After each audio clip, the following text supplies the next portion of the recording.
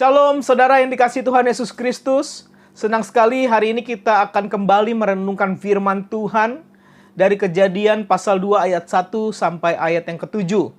Saudara, kemarin kita sudah membahas dan merenungkan firman Tuhan dari pasal 1 ayat 1 sampai ayat 31. Kita sudah mengetahui bahwa Allah adalah pencipta alam semesta dan pencipta manusia.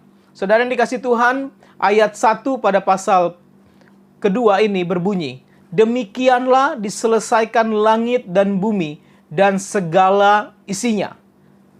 Firman Tuhan ini menjelaskan tentang sebuah kesimpulan bahwa Allah telah menyelesaikan karya penciptaannya selama 6 hari. Lalu di ayat yang kedua, firman Tuhan berkata, ketika Allah pada hari ke-7 telah menyelesaikan pekerjaan yang dibuatnya itu, berhentilah ia pada hari ke-7 dari segala pekerjaan yang telah dibuatnya itu. Saudara, kita bisa perhatikan kata berhentilah ia. Allah berhenti. Saudara yang dikasihi Tuhan, menurut Anda, apakah Allah kelelahan setelah melakukan penciptaan selama 6 hari? Atau apakah Tuhan atau Allah, dia bisa capek atau lelah seperti kita manusia? Saudara yang dikasihi Tuhan, jika Anda menjawab iya, maka gelar yang ada pada dia bahwa dia Allah Maha Besar, Allah Maha Kuasa, itu bohong belaka adanya. Tentu saudara itu tidak benar. Kalau demikian, pertanyaannya begini, mengapa Allah harus berhenti pada hari ke-7? Saudara yang dikasihi Tuhan Yesus Kristus, sebenarnya kata berhenti di sini Allah ingin memberikan contoh kepada manusia, yaitu ciptaannya.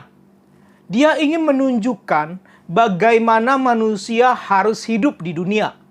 Allah ingin menyatakan bahwa manusia juga harus memiliki waktu untuk beristirahat dari setiap kegiatannya. Allah sudah mengetahui ke depan bagaimana kehidupan manusia. Manusia akan bekerja, manusia akan hidup dalam keluarga, dan manusia akan beraktivitas setiap harinya. Dan Tuhan sudah tahu bahwa setiap pekerjaan atau kegiatan yang dilakukan manusia pasti akan mengalami kelelahan atau mengalami penurunan fisik. Oleh sebab itu Tuhan ingin memberikan contoh bagi kita agar kita memiliki satu hari untuk kita beristirahat. Selanjutnya, Bapak Ibu Saudara yang dikasihi Tuhan, Allah berhenti dari karya penciptaannya karena memang sebenarnya dia sudah selesai. Dan dia melihat semua yang dia kerjakan selama 6 hari itu amat sangat baik. Seperti dalam Kejadian 1 ayat 31 dikatakan bahwa Allah melihat semua ciptaannya itu sungguh amat baik. Artinya saudara, bahwa penciptaan yang dilakukan Allah sudah selesai. Dan Allah tidak berhenti begitu saja, seperti manusia istirahat, tidur, atau bersenang-senang, liburan. Tetapi Allah kita Allah yang maha besar, Allah yang maha kuasa, dan dia tidak beristirahat. Dia tetap berkarya. Dalam karyanya dia selalu memelihara kehidupan ciptaan-ciptaannya. Dia tidak pernah meninggalkan ciptaannya sedetik pun, saudara. Dia adalah Allah yang bertanggung jawab. Dia Allah yang memelihara ciptaannya, dan dia juga memelihara kehidupan kita. Lalu saudara yang dikasihi Tuhan, yang Tuhan kehendaki dari manusia, apa? Dari contoh yang dia berikan, bahwa hari ke-7 harus ada istirahat. Apakah hanya istirahat secara fisik saja? Atau hanya istirahat dari kegiatan-kegiatan atau pekerjaan-pekerjaan saja? Tentu tidak. Ada makna yang begitu dalam yang Allah ingin katakan. Di ayat yang ketiga, Tuhan berkata, lalu Allah memberkati hari ke-7 itu. Dan perhatikan, menguduskannya.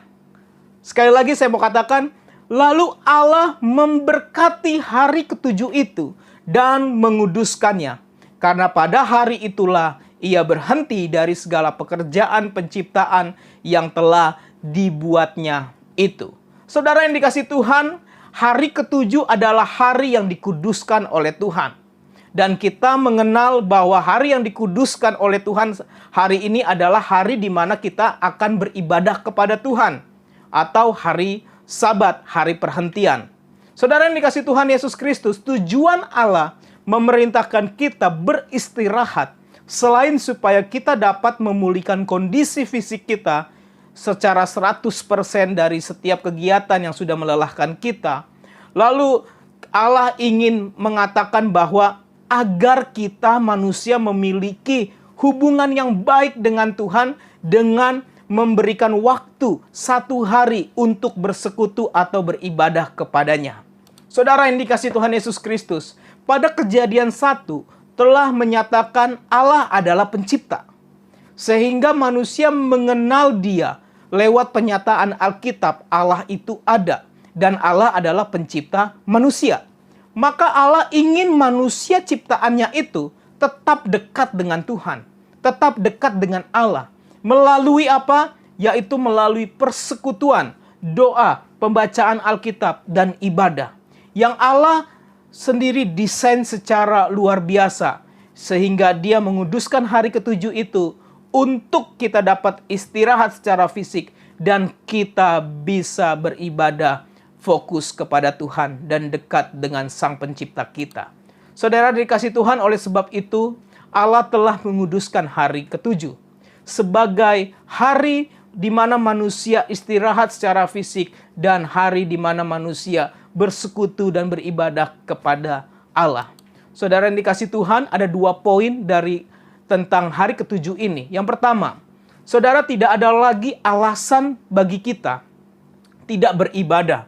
Sebab Tuhan memberikan 6 hari untuk kita beraktivitas. Dan perhatikan, Tuhan hanya meminta 1 hari untuk kita fokus datang kepada Dia untuk beribadah kepada Dia. Tapi catat, ini di luar persekutuan kita secara pribadi. Tentunya setiap hari kita ada persekutuan secara pribadi dengan Tuhan. Tetapi di hari yang ketujuh, Tuhan meminta kita fokus, istirahat, dan kita beribadah kepada Tuhan. Dan yang kedua, datang beribadah bukan untuk menerima berkat secara pribadi, melainkan datang dengan hati tulus, dengan penuh ucapan syukur karena kebaikan Tuhan. Jadi konsepnya jangan terbalik, saudara. Konsepnya jangan kita beribadah karena saya mau diberkati oleh Tuhan. Konsepnya jangan beribadah karena saya supaya pekerjaan saya semakin maju, bisnis saya semakin berkembang, supaya Tuhan melihat itu semua. Tidak. Tetapi konsep ibadah yang benar adalah kita datang kepada Tuhan karena kita bersyukur selama 6 hari Tuhan sudah pelihara kehidupan kita. Dan kita datang mengucap syukur, memuji Dia, memuliakan Dia, sebab Dia Allah yang baik bagi kita. Saudara yang dikasihi Tuhan, lalu di Kejadian 2 ayat 4a berkata, demikianlah riwayat langit dan bumi pada waktu diciptakan.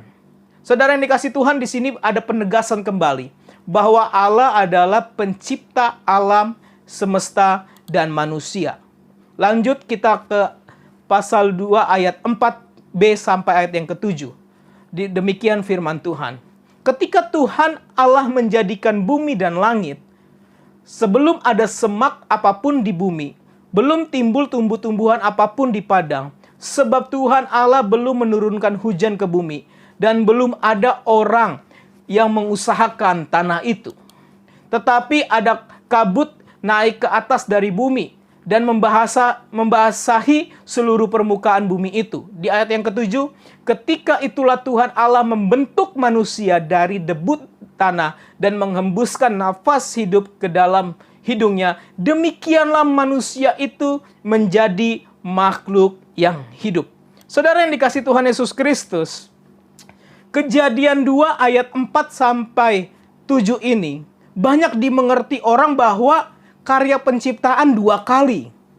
Ya, kalau kita lihat dari kata-katanya sepertinya iya. Ada penciptaan yang kedua nih, begitu. Terutama penciptaan tentang manusia. Saudara yang dikasihi Tuhan, betul atau tidak? Tentunya tidak. Allah telah selesai menciptakan alam semesta dan manusia pada pasal pertama. Dan penciptaan itu hanya dikerjakan sekali saja. Lalu Bapak Ibu Saudara yang dikasihi Tuhan, pertanyaannya, lalu mengapa pada pasal 2 masih menjelaskan tentang penciptaan? Penjelasannya seperti ini, Saudara. Yang pertama, harus kita pahami dalam penulisan Alkitab, di dalam penulisan Alkitab itu tidak selalu secara kronologi atau secara berurutan ceritanya. Tetapi, walaupun dia tidak selalu kronologis atau kronologi, isinya tetap atau maknanya tetap tidak berubah. Itu yang pertama. Lalu yang kedua, secara sederhananya, kenapa pasal 2 menceritakan tentang penciptaan lagi? Saudara yang dikasihi Tuhan, kita juga harus belajar bahwa Alkitab itu ditulis oleh orang Ibrani, yaitu yang kita tahu Kejadian ditulis oleh Musa, adalah orang Ibrani. Saudara yang dikasihi Tuhan, orang Ibrani memiliki ciri khas dalam menjelaskan atau menceritakan sesuatu, itu selalu diawali dengan kesimpulan dulu. Setelah itu baru menjelaskan secara detail. Terbalik dengan kehidupan orang Indonesia, seperti kita. Kita selalu menjelaskan secara rinci dulu, secara detail, baru kesimpulan. Tetapi orang Ibrani, dia kesimpulan dulu, baru dia jelaskan secara detail. Saudara yang dikasihi Tuhan Yesus Kristus, pada pasal pertama itu menjelaskan kesimpulan dari penciptaan yang Allah kerjakan selama 6 hari. Dan pada pasal 2 menjelaskan secara detail atau rinciannya bagaimana Tuhan menciptakan karya-karyanya itu. Secara khusus di ayat yang ke-7 tadi, Allah secara detail menjelaskan tentang penciptaan manusia. Ketika itu Tuhan Allah membentuk manusia itu dari debu tanah dan mengembuskan nafas hidup ke dalam hidungnya. Demikianlah manusia itu menjadi makhluk yang hidup. Sekali lagi, Alkitab menjelaskan bahwa penciptaan manusia begitu istimewa. Saudara, kita sangat berharga di mata Tuhan. Jangan pernah sia-siakan penghargaan yang Tuhan berikan bagi kita dengan kita tidak taat dan kita lari dari panggilan Tuhan atau iman kita. Oleh sebab itu, saudara yang dikasihi Tuhan, ada beberapa berkat firman Tuhan dari perenungan kita hari ini. Yang pertama, Allah kita begitu peduli dengan kita. Dia bukan Allah yang egois. Dia memberikan 6 hari kita bekerja dan dia hanya meminta 1 hari untuk kita datang kepadanya beribadah kepada Tuhan. Jangan sia-siakan waktu ibadah kita, saudara. Kapanpun, dimanapun ada waktu kita beribadah, harus kita datang bersekutu secara intim dengan Tuhan. Dan hari Minggu jangan sia-siakan. Harus, wajib kita datang kepada Tuhan karena kita mau bersyukur kepada Tuhan. Karena begitu baik Tuhan bagi kita. Dan yang ketiga, sekali lagi saya mau katakan, kita berharga di mata Tuhan. Kita didesain begitu istimewa, lain daripada ciptaan yang lain, saudara. Oleh sebab itu, syukuri kita sangat berharga. Jangan sesali diri atau jangan pernah mempermalukan diri sendiri atau menghina orang lain.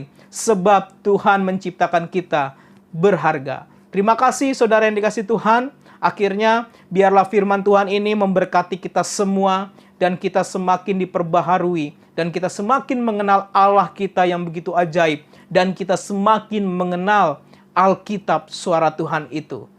Tuhan Yesus memberkati, sampai bertemu dalam perenungan firman Tuhan selanjutnya.